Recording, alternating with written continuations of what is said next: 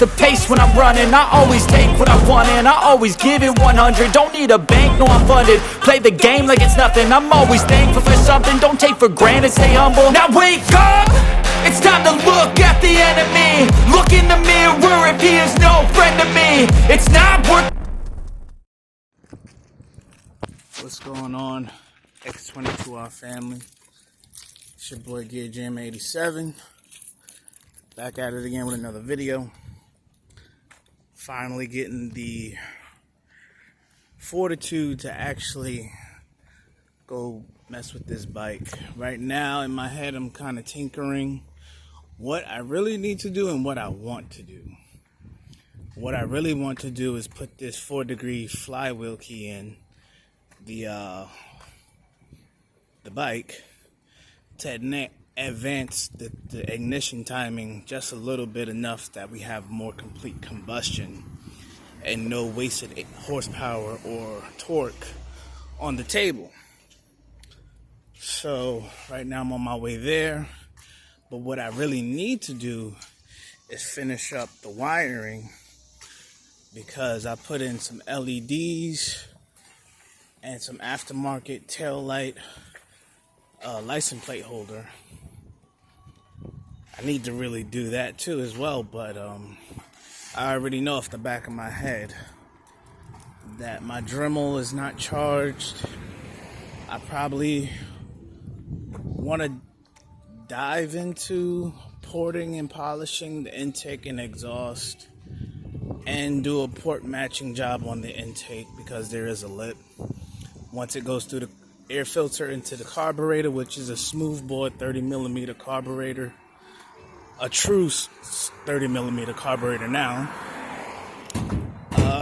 the actual engine cylinder intake port from the last time I measured was like something like 25 millimeters.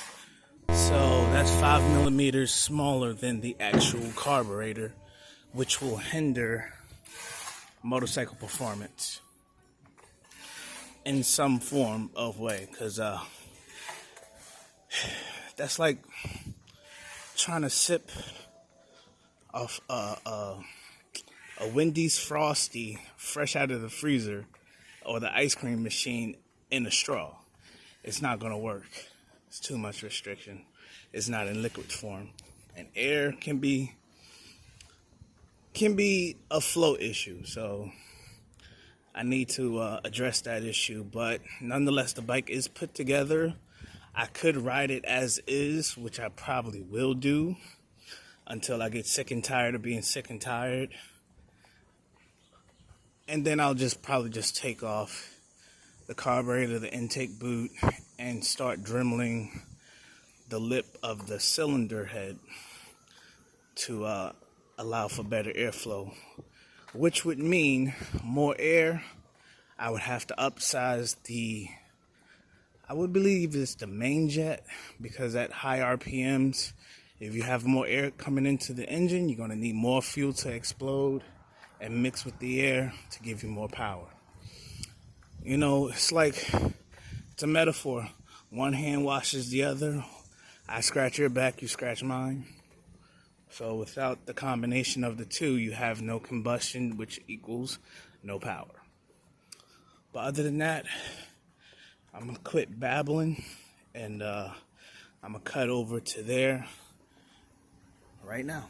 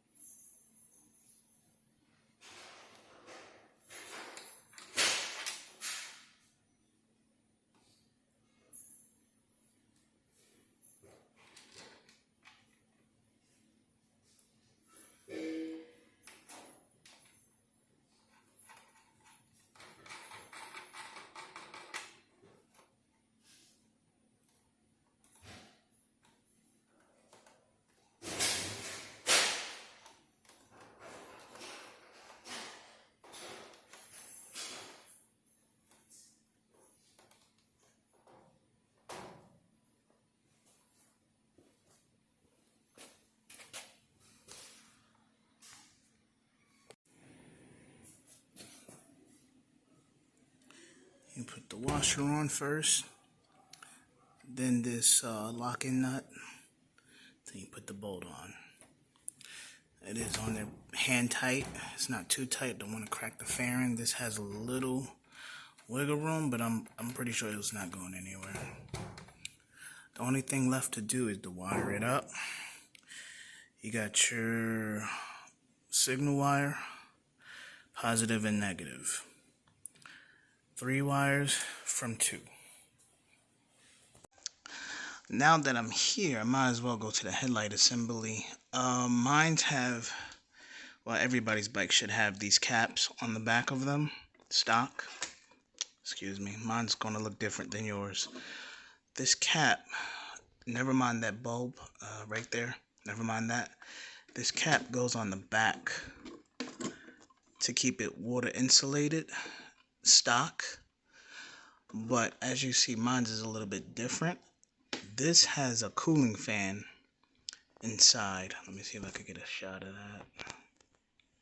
There's a cooling fan in there, and it spins to keep the bulb from overheating, which in turn melts the actual housing on the inside. I'm gonna probably cut this thing off and put it over it anyhow, somehow. But this is the old what you call it? This is not the old one. This is the new LED headlight. It plugs into the boot, but then the boot goes where? So I have a bunch of zip ties. Here's the ballast to keep it from flickering. Here's the voltage written on it. Let's see if I get a good input voltage. AC DC 9 volt to 18 volt. Output power 40 watts. It's a bit high because I believe this bike was maybe 35 watts, so it's 5 extra watts of power. Another thing is these wires here. As you can see, you got 2, got a light blue and a green, and a brown and another green. These wires are predominantly for the turn signals. That's what that's for. I have to find a way to get some butt connectors. I do have wires, some coil. I don't know if they're the right size yet. I have a primary wire for, it's 18 gauge for the positive, and I have another primary wire for the negative, also 18 gauge, and now I have to get a passive wire because these signals, LED signals, have not only one but three, well, not only one but three, not only 2 but 3 butts on them. I can still hook it up, but the daytime running lights will not run, and that's predominantly this red wire. Positive and negative right now for me is blue and black. As we all know, universal language, black is negative, blue is positive.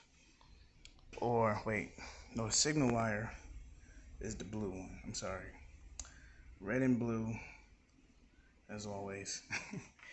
I'm a little tired on my day off again. I got a lot of cleaning to do. I got another bike in here. I got a whole bunch of original parts. This is the original sprocket that was on my bike. Also, you know, I haven't put it on the bike yet, but I am not a certified mechanic. I am a YouTube certified mechanic because I do all my own work on my bike. So if anything goes wrong, I can only blame myself. Okay, on a side note, I have to take this bad boy off. Not this, but this entire thing has to come off. This is your, what you call it? Stator. This is your stator. I have to take this off so I can get to the flywheel and then replace the 4-degree. I don't know where it is. It's in here somewhere. I just don't know where it is exactly right now. Well, it's probably over there in that heap of pile over there. I'm gonna find it eventually, but I have to replace the 4-degree flywheel on the bike. She's in pieces, but she's definitely gonna be coming together real soon. I'll keep you guys updated, and then before you know it, I'm gonna take this whale tail off. And remember, guys, loud pipes save lives. Be heard. Full free flow race exhaust. Even though it has a silencer on it, I can take that out whenever I wish. I forgot one more thing. I remember I had an issue at one particular point. Here are the original. I think this is the original bulb. Let's see if I can find it. Yeah, 30 right there. 12 volts, 35. Yeah, 35 watts. So 40 watts is not that bad. It's only 5 extra watts. That's the stock bulb. Here's the other one. And you can see this plastic burnt into the bulb for whatever reason.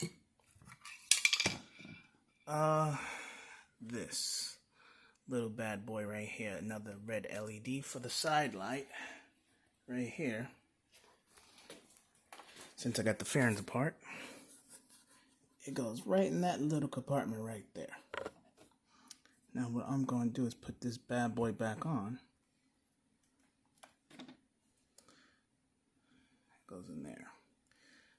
So I'm just going to squeeze that a little bit, get some tension on it. Then I'm going to pop that bad boy in there.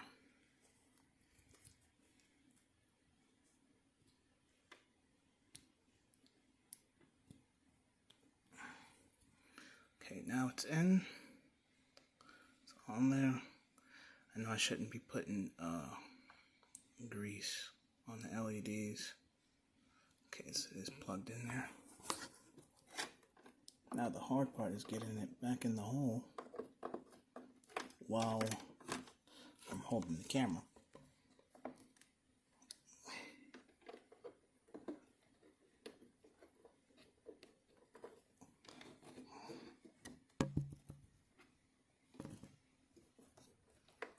Be careful because it will fall off, and then you gotta do this all over again. Okay, and then give it a little half twist. So, okay. For a majority of that video, I started twisting. You see, does it revert? Nope, it didn't revert. Okay, cool. Alright, so as you can see here, these are the bike specifications. Mine's a 2018. Spark plug, valve clearance, idle mixture, engine, what is that? Engine lineup? Has a little bit of damage on there. It's only superficial though. Yeah, this is plastic. It's all superficial. Try to take that off.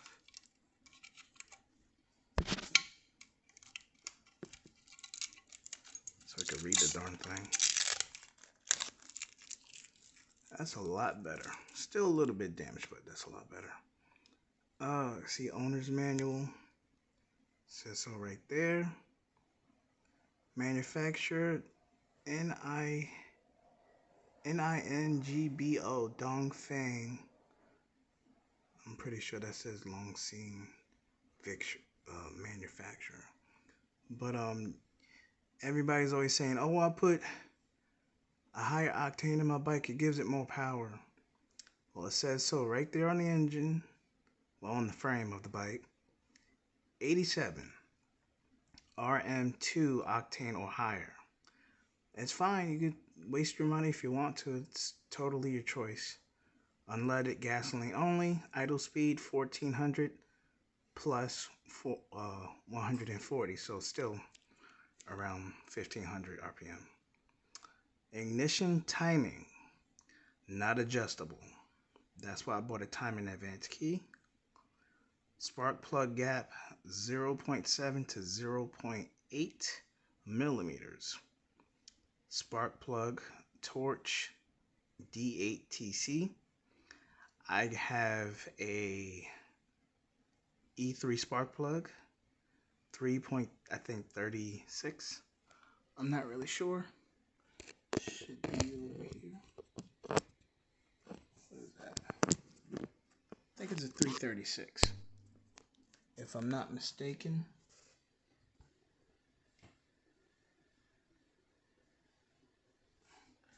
Not sure. What else this says? Vehicle valve clearance. Yeah, I think I read that. No, valve clearance is 0.2 to 0.4 millimeters maximum. That is for the valves inside the actual engine. You could use this cap here and this small cap here. I've done it before, but I had to take the tank off because there is no other way to do that. My regulator rectifier is right here. This produces the electricity, regulates. Actually, this regulates the spark, I believe. Don't quote me on it, but it does its job. It's been replaced. The stock one went out on me.